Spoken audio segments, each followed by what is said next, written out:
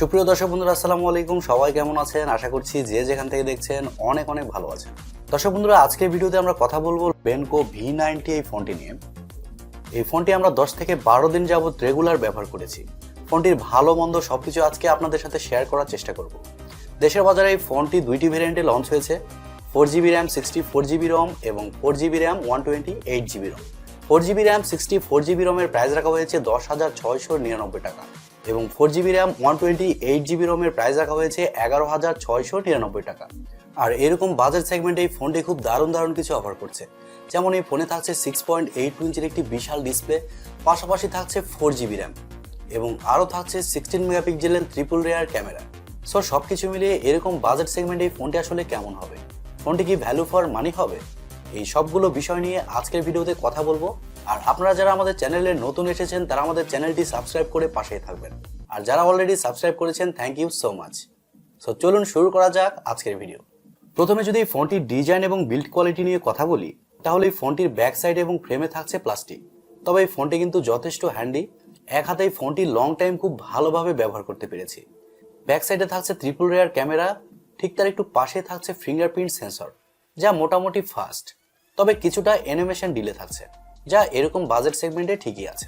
Back সাইডে থাকছে sunrise effect, পাশাপাশি গ্লসি ফিনিশিং। এর কারণে ব্যাক সাইড থেকে এই ফোনটিকে দেখলে কিন্তু আরো সুন্দর লাগে। আর পোর্টস অ্যান্ড বাটন হিসেবে এই ফোনটিতে আপনারা সব ধরনের পোর্টস অ্যান্ড বাটন পাচ্ছেন। আর হাইলাইটেড বিষয় হচ্ছে এখানে থাকছে টাইপ সি স্লট, 10,000 টাকা বাজেট সেগমেন্টে টাইপ সি স্লট, যা আমার কাছে খুবই ভালো লেগেছে। ফোনটির নিচের দিকে থাকছে microphone, type C slot, speaker grill. ডান সাইডে থাকছে পাওয়ার বাটন এবং ভলিউম আপ ডাউন বাটন। পাশাপাশি উপরের দিকে থাকছে 3.5mm হেডফোন জ্যাক এবং বাম সাইডে থাকছে সিম কার্ড স্লট, যেখানে আপনারা দুইটি সিম কার্ডের পাশাপাশি একটি মাইক্রো এসডি কার্ড ব্যবহারেরও সুযোগ পাচ্ছেন। ফোনটি মার্কেটে 3টি কালার ভেরিয়েন্টে পেয়ে যাবেন, স্কাই ব্লু, ওয়াইল্ড গ্রিন এবং ফগ গ্রে। সো ওভারঅল সবকিছু মিলে এই ফোনটির ডিজাইন এবং বিল্ড কোয়ালিটি আপনাদের কাছে কেমন লেগেছে কমেন্ট করে আপনাদের মূল্যবান মতামত অবশ্যই জানাবেন। ডিসপ্লে নিয়ে কথা বলতে গেলে এই ফোনটির সামনে আসলে আপনারা পেয়ে যাচ্ছেন একটি ফুল ভিউ ডিসপ্লে, যার উপরের অংশে ইউশেপ বা ওয়াটার ড্রপের মাধ্যমে বসানো থাকছে সেলফি ক্যামেরাটি। আর এরকম বাজেট সেগমেন্টে এই ফোনে ইউশেপের সেলফি ক্যামেরা থাকবে, এটাই স্বাভাবিক। আর বাংলাদেশের মার্কেটে কিন্তু 50,000 টাকা বাজেট সেগমেন্টেও ইউশেপের সেলফি ক্যামেরা ব্যবহার করার রেকর্ড আছে, সেদিক থেকে বেনকো ঠিকই আছে। এই ডিসপ্লেটি হচ্ছে এইচডি প্লাসের একটি ডিসপ্লে, যার রেজুলেশন হিসেবে থাকছে 720x1640 পিক্সেল, পাশাপাশি থাকছে 60 হার্টজের রিফ্রেশের। এর কারণে ডিসপ্লের টাচ রেসপন্স যথেষ্ট ভালো ছিল, টাচ রেসপন্সে কোনো ধরনের ঘাটতি ফিল করি নাই। আর ডে লাইটে ওই ডিসপ্লেটা যথেষ্ট ভালো লেগেছে। ডিসপ্লেতে ব্রাইটনেসের ঘাটতি সেরকম ভাবে ফিল করি নাই, তবে একেবারে ডাইরেক্ট সানলাইটে ব্যবহার করতে গেলে ডিসপ্লেতে ব্রাইটনেসের ঘাটতি কিছুটা ফিল করবেন। ডিসপ্লেতে কন্টেন্ট ওয়াচিং করে খুবই ভালো মজা পেয়েছি, ভিউইং এক্সপিরিয়েন্স খুবই ভালো ছিল। আর ডিসপ্লের চিন বা বেজলও কিন্তু যথেষ্ট ন্যারো রাখা হয়েছে। এর কারণে সামনে থেকে দেখতে এই ফোনটিকে কিন্তু খুবই প্রিমিয়াম ক্যাটাগরি মনে হয়। 10 থেকে 11,000 টাকা বাজেট সেগমেন্ট অনুযায়ী ডিসপ্লে সেকশন খুবই ভালো লেগেছে। 6.82 ইঞ্চির একটি বিশাল ডিসপ্লে, যারা মোবাইলে বেশি কন্টেন্ট ওয়াচিং করতে পছন্দ করেন তাদের জন্য এই ডিসপ্লেটা কিন্তু খুবই ভালো হবে। ফোনটির সফটওয়্যার এবং পারফরমেন্স নিয়ে যদি আমরা কথা বলি, তাহলে এই ফোনে থাকছে অ্যান্ড্রয়েড 12, একেবারে ক্লিন অ্যান্ড্রয়েড। আর চিপসেট হিসেবে থাকছে ইউনিসকের 1.6 GHz এর অক্টাকোর প্রসেসর, যা এরকম বাজেট সেগমেন্টে ঠিকই আছে। ফোনটিতে মাল্টিটাস্কিং খুব ভালোভাবে করতে পেরেছি, র্যাম ম্যানেজমেন্টও খুবই ভালো ছিল, একসাথে 5-7টা অ্যাপস খুব ভালোভাবে রান করতে পেরেছি। পাশাপাশি এই ফোনটিতে গেমসও আমরা ট্রাই করেছি। পাবজি মোবাইল এই ফোনটিতে ভালোভাবে খেলতে পেরেছি, তবে কিছুটা ল্যাগ ছিল। বাট ফ্রি ফায়ার এই ফোনটিতে খুবই স্মুথলি খেলতে পেরেছি। ফ্রি ফায়ার গেমস খেলার সময় ফোনটিতে কোনো ধরনের ল্যাগ বা ফ্রেম ড্রপ ফিল করি নাই, এই বিষয়টি ভালো লেগেছে।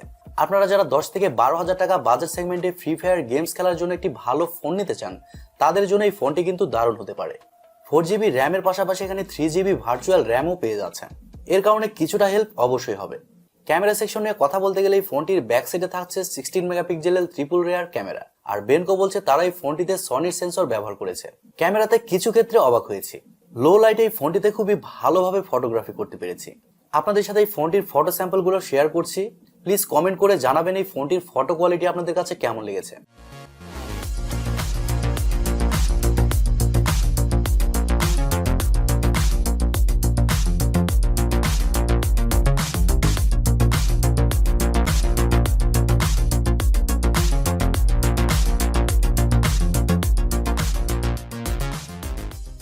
ফোনটিতে সেলফি ক্যামেরা হিসেবে থাকছে 8 মেগাপিক্সেলের একটি সেলফি ক্যামেরা।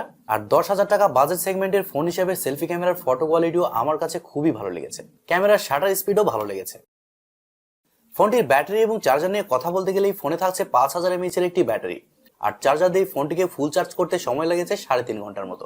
তবে ফোনটিতে ব্যাটারি ব্যাকআপ খুবই ভালো পেয়েছি। নর্মাল ইউজে ফোনটি আমরা একদিন খুব ভালোভাবে চালাতে পেরেছি। তবে হেভি ইউজের পাশাপাশি যখন গেমস খেলেছি তখন 5 থেকে 6 ঘন্টা এই ফোনটি চালাতে পেরেছি, যা আমার কাছে স্বাভাবিক বলে মনে হয়েছে। ওভারঅল ব্যাটারি ব্যাকআপ এই ফোনটির ভালো ছিল। এখন কথা হচ্ছে এই ফোনটি আসলে কাদের জন্য। দর্শক বন্ধুরা, আপনাদের মধ্যে যারা প্রথমবার স্মার্টফোন ইউজ করছেন তাদের জন্য এই ফোনটি কিন্তু ভালো হতে পারে। পাশাপাশি আপনারা যারা স্মার্টফোন ইউজ করছেন বাট সেই ফোনটি একটু নর্মাল, তাদের জন্য এই ফোনটি কিন্তু দারুণ হতে পারে। কারণ এই ফোনে আপনারা 10,000 টাকা বাজেট সেগমেন্টে 4GB র্যাম পাচ্ছেন, পাশাপাশি 6.82 ইঞ্চির একটি বিশাল ডিসপ্লে পাচ্ছেন, আর লো লাইটেও ফটোগ্রাফি করতে পারছেন। সো বুঝতে পারছেন বেনকো ভালো কিছু করার ট্রাই করছে। আমার মনে হয় বেনকোকে অ্যাপ্রিশিয়েট করতে হবে, কারণ বেনকো বাংলাদেশের মার্কেটে ভালো কিছু করার ট্রাই করছে। তারা 10 থেকে 12,000 টাকার ফোনে কিন্তু ভালো ভালো কিছু দেওয়ার ট্রাই করেছে।